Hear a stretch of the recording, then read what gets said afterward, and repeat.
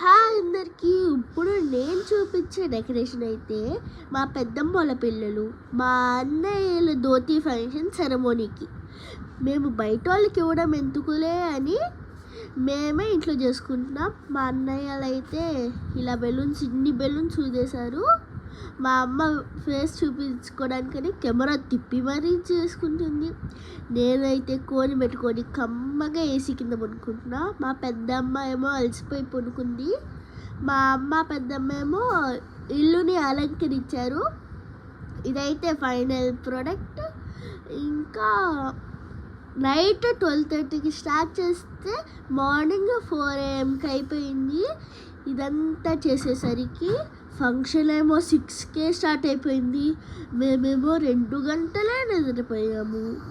మేమైతే అందరం అలసిపోయి పడుకుంటుంటే మా అమ్మ ఏమో ఇలా వీడియోలు తీస్తుంది.